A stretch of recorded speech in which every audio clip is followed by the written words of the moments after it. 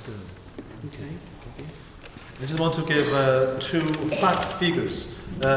Poverty has fallen since Conservative Party into government in 2010. By far, we have already reduced absolute poverty about 400,000 people. So that's absolutely reduced. So that is the fact. Secondly, we have we have created extra 3 million population into work. So that is also the fact. Around 730,000 fewer children living in workless households compared with 2009. So that is the fact. So therefore, as I said, we are doing not bad. It is the poverty level has already been decreased. Just very, very briefly. Have no shame. Shouldn't right that there are more people at work, but many of those people are in poorly paid work, 0 hours contracts, and are really struggling to get by. In-work poverty has soared under this government. There is an issue about how you define a job, because apparently it's not, you can be counted to be in work if you work for 2 hours a week. So that affects the employment figures. Yeah, the vast majority of people who are on 0 hour contracts or on low hour contracts would like to have more. So if you look at the percentage of people who are underemployed, i.e. working less hours than they would like to, the stats are huge. I've got more than that.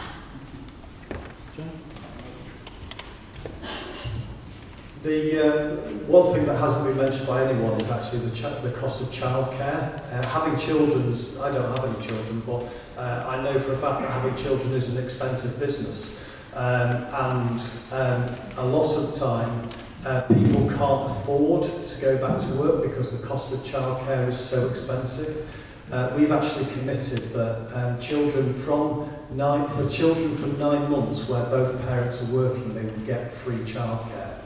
So that they can actually get back into work, and they're not just effectively working for nothing to pay for those childcare costs. All children from age 2 would get 35 hours of free childcare, but from 9 months, the period post maternity/paternity, we would introduce free childcare for those working families.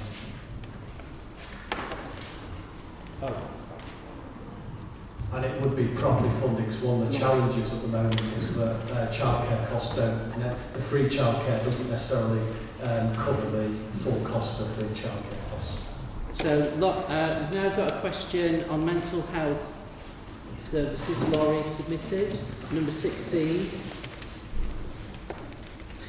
Successive governments have stressed the need to improve mental health services, yet nothing much seems to change. What would your party, your government do to address the mental health needs of the population?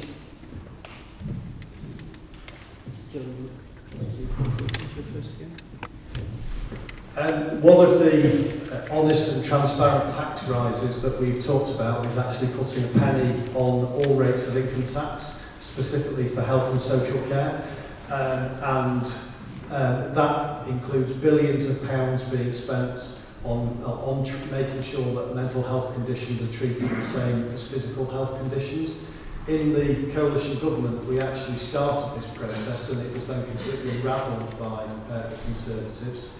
So we've said that we will invest the ring-fenced money for 1p in the pound for increasing income tax, specifically to ensure that mental health conditions are treated the same as physical health conditions, so there will be maximum waiting times for services, particularly in relation to young people with mental health conditions.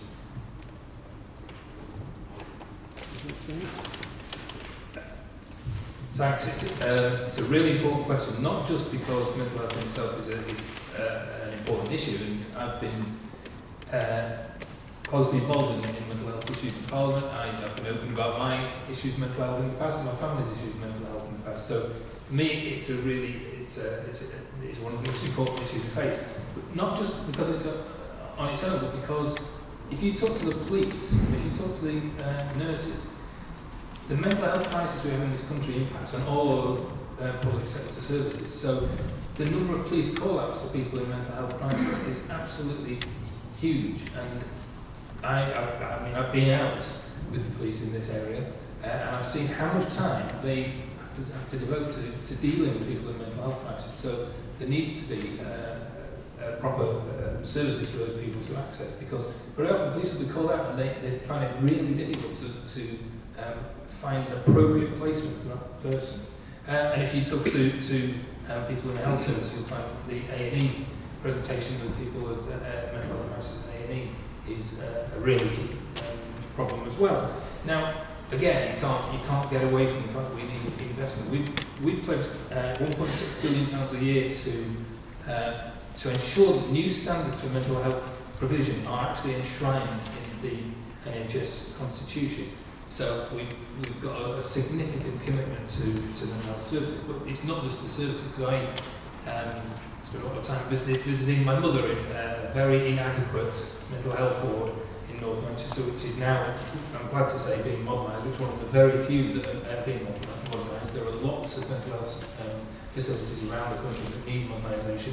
We're putting in £2 billion to modernise hospital facilities and end out-of-area placements. I remember dealing with a case where a family came to me and their son had been put in a placement in Sussex, because it was the nearest mental health bed available to that family, and they lived in Manchester. We managed to get them moved back to Manchester, but it gives you an indication of the state of mental health services in this country, and we need to invest in our mental health services to get away from the crisis. Okay. Yeah, mental health are also very important issue. As we say, this is in this country, we now realize this is a big problem to us. So that's why the Conservative Party committed to carry on investing into the National Health Services. We committed to invest £34 billion into the NHS, allow we can have better facilities, particularly targeted various different disease. Mental health is very important as one of that. I think to me, the most important thing is how about the young generation's mental health. I think that is quite close to me because I feel in our society, when the youth people have the mental health, there are so many things can be wrong. You have the crime, you have all this, like the gun crime, knife crime, etc. That can go so far, so wrong. So therefore, we do need bring the education back, allow the young generation to have better education systems, and also can have more facilities, allow they can spend time, and then they do not need to go out to suffer this mental health issues. Thank you. A really important question. One of my friends just last year, he started getting really down and wasn't himself, and I was really, really worried about him. It was getting worse and worse, and he lives in the southwest, and I encouraged him to go to doctors, but to be honest, I didn't hold out much hope. Everything I'd heard was about long waiting lists and not being able to access the kind of treatment that you need, but he was seen really, really quickly. He was on the waiting list within a few days, and then was seen just a couple of weeks later, got CBT, which worked for him, and then he was himself again within a couple of months. That's the experience that everyone should have. But unfortunately, the postcode lottery and the lack of consistency in funding for mental health across the UK means that in many areas around here, for example, waiting lists, especially for some types of therapy, are so long. We need to recognise that CBT and medication isn't what everybody needs. So some people really need talking therapy, things that cost more, but ultimately that's what's going to heal people, and that's what's going to allow people to get better. So we need to properly invest in our NHS, increase the funding. We plan to do that by an extra £6 billion a year. We need to repeal the Health and Social Care Act, which means that currently means that we're wasting billions of pounds giving money to people who are profiteering from our NHS. But also, we need to bring healthcare closer to people's homes. We want to build community healthcare centres that would be pioneering prevention. So would be allowing people to access mental health care services earlier, and ultimately all of our policies in terms of creating a better physical environment for us to be in, transforming our relationship with financial security and our work would allow us to live healthier lives and be healthier in our mental health as well.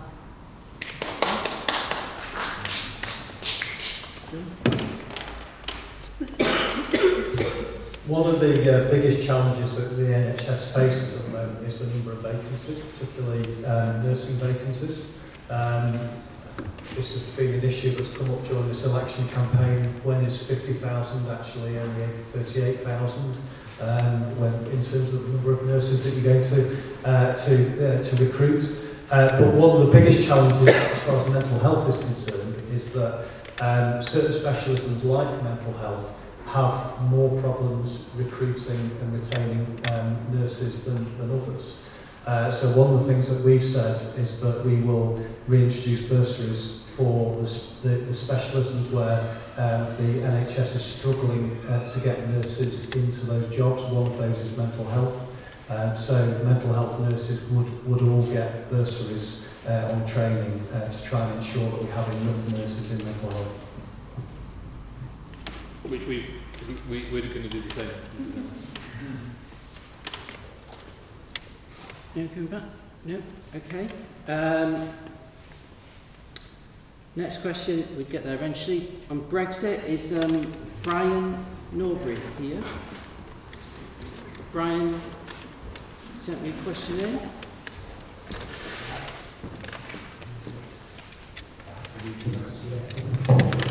I'm not Brian, but I'll happily read Brian's question. Which one is this? So, would a second referendum on Brexit be anti-democratic?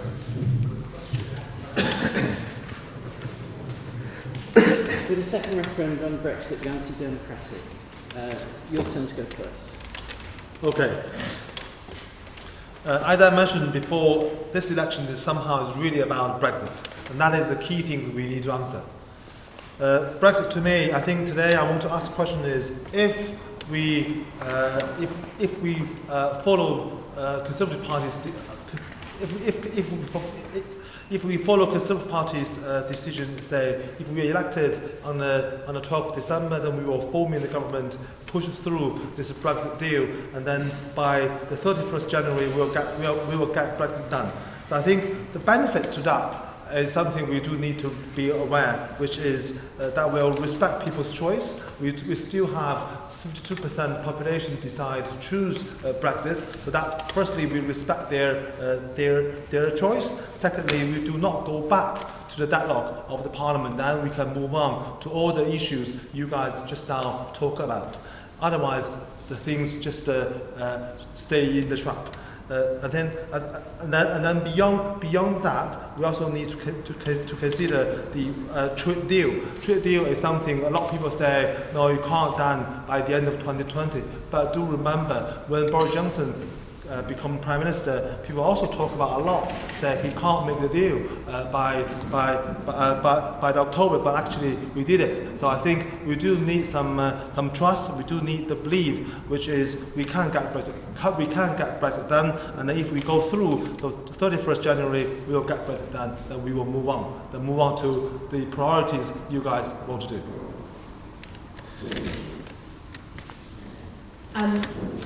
To steal a line from Caroline Lucas from the Leaders' Debate, we are facing in this general election one big lie, and that is get Brexit done, and one big truth, which is that the climate emergency is real. The Green Party believe that leaving the European Union would be a disaster for our ability to tackle the climate crisis, for our ability to deal with many global issues, including terrorism, and ultimately we need to be remaining in the European Union as we, because to be honest, one of the things that scares me most about leaving the European Union, and even without fear, I would still be campaigning to remain, but we're planning on going out, leaving the EU and forming an agreement with Donald Trump, who is terrifying. Our NHS is on the table, we've seen that again and again, and ultimately I am terrified of going into any kind of agreement with that man, and we should be doing whatever we can to stay at this time, to be staying within the European Union, where we are protected and where we are part of one unity of countries who can tell Donald Trump that this is not the world that we want to live in. The Green Party are calling for a people's vote, but we would campaign strongly to remain. We don't think it is democratic to revoke Article 50, but we absolutely do think it's democratic for it to have another vote. We know now that Vote Leave broke electoral law, and we know that they lied, and so ultimately we need another vote now with the facts on the table, with proper information available for people so they can understand what this would actually mean for them, for our country and their families.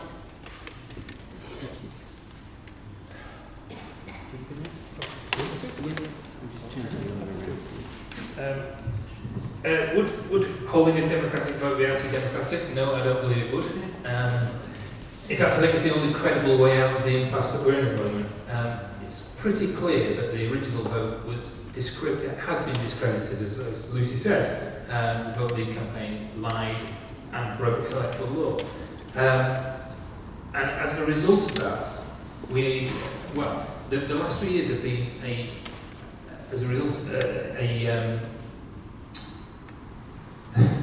excuse me. I suppose the question I'm getting to is are we still delivering on the will of the people? Right? So that's the question when it comes down to democracy. I don't believe we are. Most of the polls currently suggest that Remain would win another vote. I think a credible Brexit deal can be negotiated that would be less damaging than one that Boris Johnson has brought back, and can be put to a vote with Remain as the alternative option. And I, as I've said many times, will campaign for Remain in that referendum. The Tory position of getting Brexit done is a lie, because Brexit will not be done on the 31st of January if we leave. It will be only the start of a very long and tortuous process. We'll then have another crisis at the end of 2020 when they haven't managed to negotiate a trade deal. I also think the Lib Dem policy of revoking is not really going to end the process either. I mean, do you seriously think that if a Lib Dem government, which is obviously not going to happen, but if a Lib Dem government was to revoke, that would be the end of it? That Nigel Farage and Jacob Rees-Mogg would say, oh, okay, that's fine. No, it would be there would be immediate calls for another referendum. So I believe that another referendum is actually the only credible way out. And there's another reason. I don't believe that revoking now would be seen to be democratic by the 52% who voted to leave. And I'm speaking to a very strong Remainer who will campaign for Remain again. I've been knocking on doors in Stoke and other places who voted to leave. And every few doors you get people saying, I'm not voting again because you haven't delivered Brexit. And, even as a Remainer, we can't ignore that issue. So we need, in my view, the only credible way out for both sides of this, and the only way to try and bring the country back together, which will be difficult, but the only way is through a second referendum.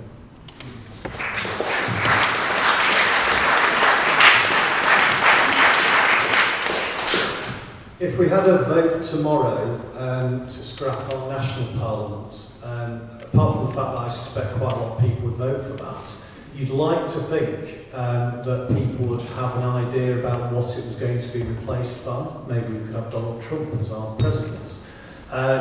The reality is that we didn't know in 2016 what our relationship was going to be like with the EU post-Brexit, or after a post-Brexit Britain.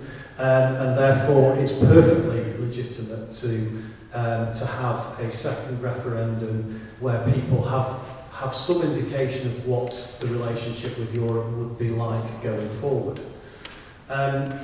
We do have elections every single year. When the Tories won in 2015 or when Labour won in 1997, we didn't suddenly decide, well, the people have spoken, Tony Blair's going to be Prime Minister forever or David Cameron's going to be Prime Minister forever. We do actually have elections, people have the opportunity to change their mind, vote for something different.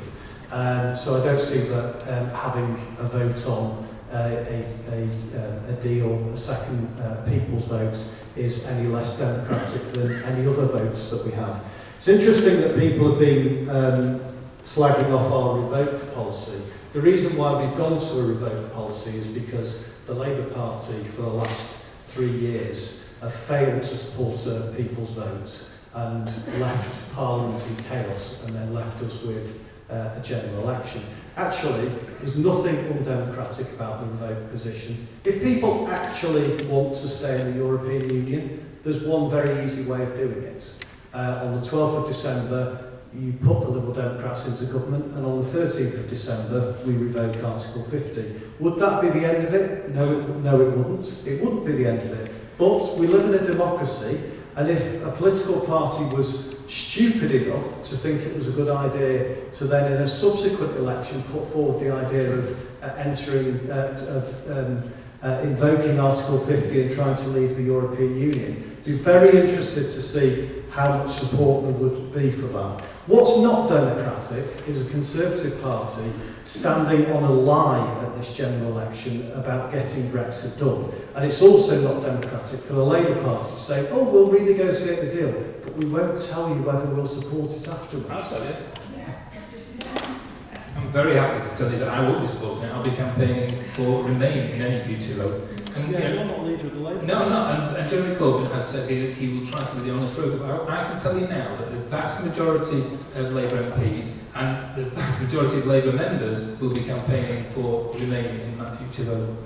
93 of your Northwest voters have, voted in the past to leave, and every one of you in the North, of course, in the last votes, you delayed it.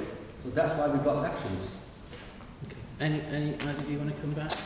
You tell lies.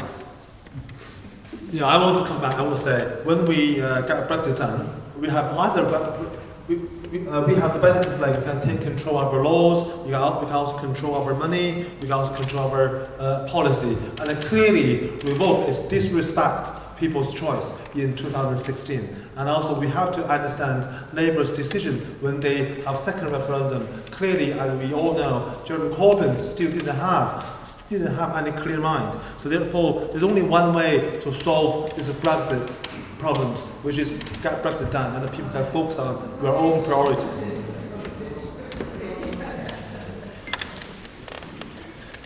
Okay, so the next question people chose was on the NHS, and it's another one by Laurie, actually. We usually aim to finish around 9, and we're creeping up to that, so we're probably going to do 2 more after this.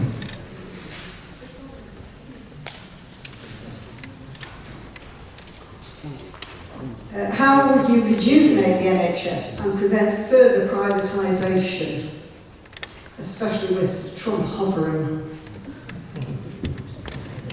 Lucy, would you go first? Yeah, so along with so many people, I'm sure in this room, I owe my life to the NHS. And I know that most people do, but I had a particularly rare form of cancer, and only because of the innovation and the trials that the NHS were able to do. I was treated at Great Ormond Street, one of the best children's hospitals in the world, that I was able to survive. And my grandfather, he died of motor neuron disease when he was 65, and it was only because of the amazing palliative care given by NHS nurses that he died in dignity.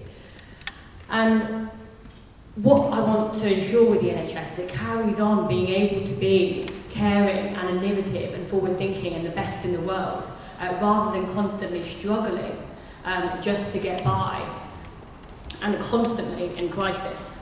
So the Green Party would repeal the Health and Social Care Act of 2012, taking us back the billions of pounds that we waste every single year, going to people who profiteer from our NHS. Again, as I said before, I'm scared of leaving the EU because of the likely trade agreement that we are going to need to make with Donald Trump, where I do not believe for 1 minute the NHS and also importantly our medication and the drugs that we need will be off the table. When we were making the transatlantic trade agreement with the EU and the US, I campaigned very, very strongly to ensure that our healthcare medications were protected. And that was difficult, and that was when we were not desperate. When we were in a unity with tens of other countries in the European Union. And so we need to remain in order to protect our NHS. We need to fund it properly, hence £6 billion a year increase. And we also need to take strain off other services in order to protect it. We need to be funding health and social care, we need to be funding local authorities, schools, all in order to take that strain off the NHS, so that people, when they get better, are able to leave the hospital beds, open that up, and go back into their communities, but be properly supported in their homes while they recover.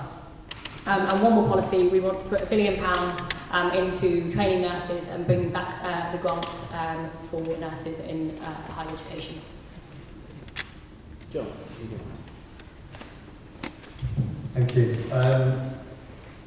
The first thing that we do is we wouldn't leave the EU, because the number of healthcare workers from the EU is very significant. They make an enormous contribution to the NHS, and if we lose them, we're in trouble.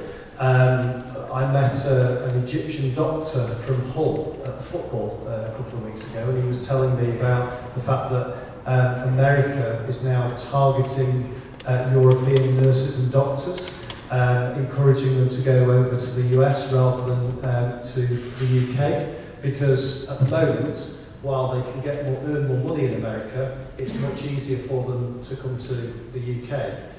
Post-Brexit, it's not going to be any easier for them to come to the UK as it would be to America. So it's far more attractive for them to then go to America, because they'll make more money. I said earlier we put a penny on income tax specifically for the NHS and social care. We'd also spend £10 billion refurbishing hospital buildings, community ambulance and mental health service buildings that are in, a lot of them are in a terrible state. We wouldn't repeal the Health and Social Care Act, but we would actually reform it to take the compulsory tendering process out of the process, because it clearly doesn't work. Well, we can agree on something that compulsory tendering that was brought in under the coalition doesn't work. Quite right. I could give you a whole long list. 40,000 nursing vacancies, 17,000 hospital beds lost in 2010, 1,600 lost GPs under the Tories. I could give you a whole. And I'm sure you've all seen the record waiting times reported in the media just recently. There's no. I'm repeating myself here, but there's no getting away from the fact that in order to provide proper public services, you have to invest in proper public services. And Labour, who created the NHS, will invest properly in our NHS. What we've said is we'll put £40 billion, now that's in cash terms, but that's £26 billion in real terms.